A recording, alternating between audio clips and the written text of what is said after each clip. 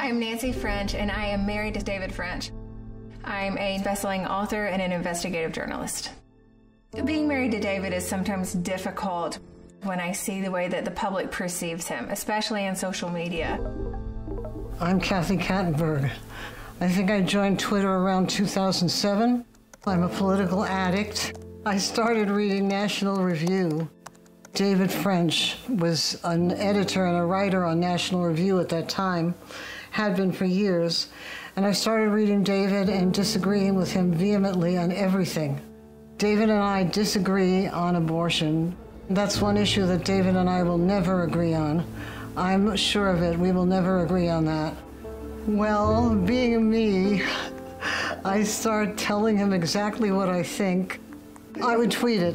Do you want women to die? Women have a right to control their own bodies. The woman is more important than the fetus. All things like that. He's criticized sometimes for legitimate reasons, for disagreements on issues, but most of the time it is personal and it is awful. I would get angry, and then I would respond even more angrily the next time.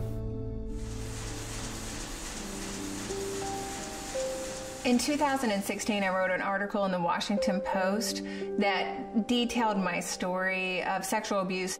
I was abused by someone who was my vacation Bible school teacher. So I wrote an article. I wanted to publish it anonymously, but they don't do that at the Washington Post. And so I thought about it, decided to go ahead and publish under my name. I'd never talked about it before. The article went super viral. I got all kinds of social media response. I got emails from probably hundreds of people who told me stories of their own sexual abuse.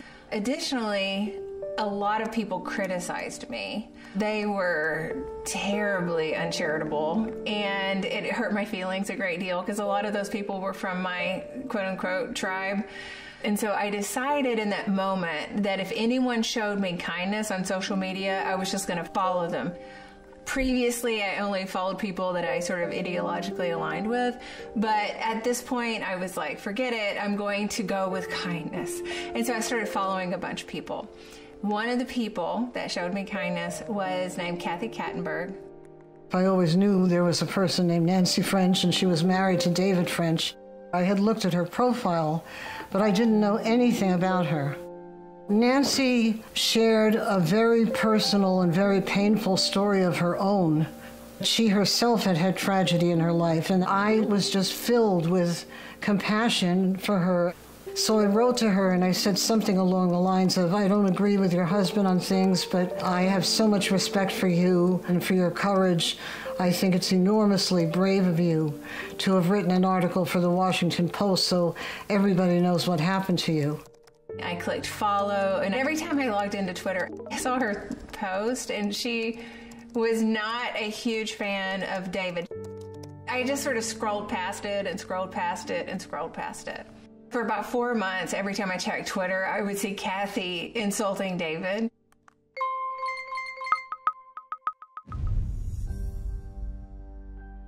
So COVID hits, and I see a message from Kathy posted publicly, and she said, I will never eat again. I am stuck in this apartment. I cannot get groceries because of the COVID overload on the grocery delivery system.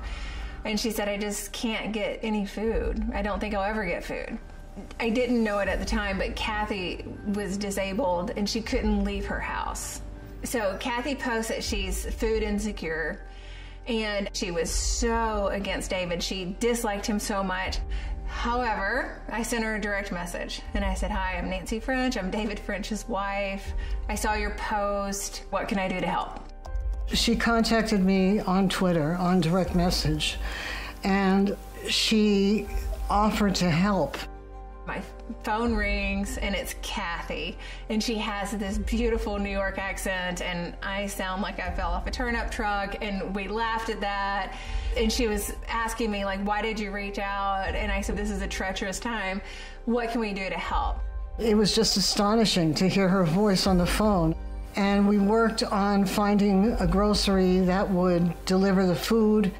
And that whole process was pretty funny because I had to talk to Kathy on the phone, and it was stuff like she wanted diced tomatoes, she wanted bananas, beef, just basic stuff. But when you talk to somebody about their food needs, it's very intimate. I placed the orders, nothing happened.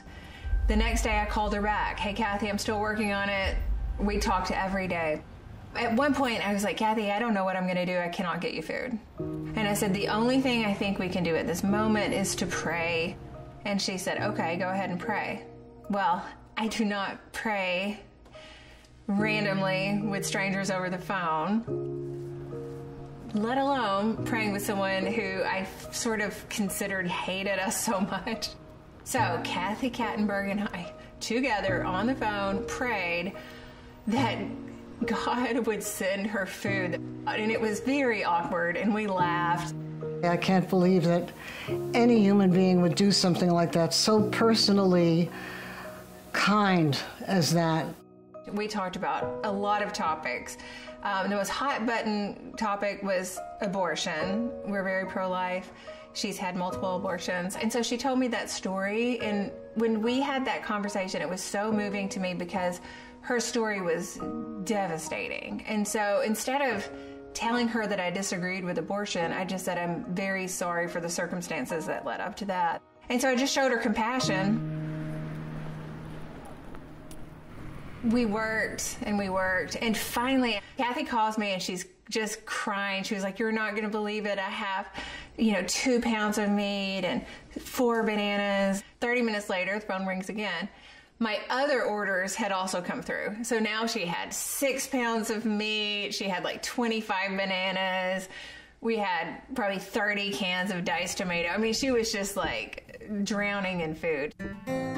For her to take a person that she didn't trust, because I was always attacking her husband, and to call me and arrange to get me food, it was huge. I mean, I couldn't believe it. And from that point on, we were friends. I wanted to go meet Kathy in person because we had bonded. I got invited to perform at a storytelling event at Lincoln Center, which was a huge honor for me. And I thought maybe since it was close to where Kathy lived, she might want to go. I went to see Nancy. I was backstage. I had to give David Kathy's cell phone number. So when she arrived, David extends his arm and he escorts her into Lincoln Center. I knew somewhere that David and Kathy were sitting together listening to my story, and that cracked me up so much. It made the whole night just sort of more magical. He was so kind. And it was the first time that I could really see graphically that a person can think very differently from me politically and be kind. And David is very, very kind. He doesn't have a mean bone in his body. Oh my God! Hey there! It's so good to see you. Oh my God! How are you doing? I'm fine. Yeah, it's so good to see you.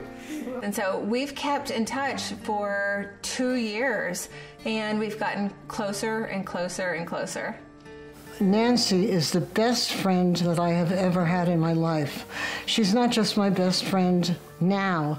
I have never had a friend like Nancy before in my life.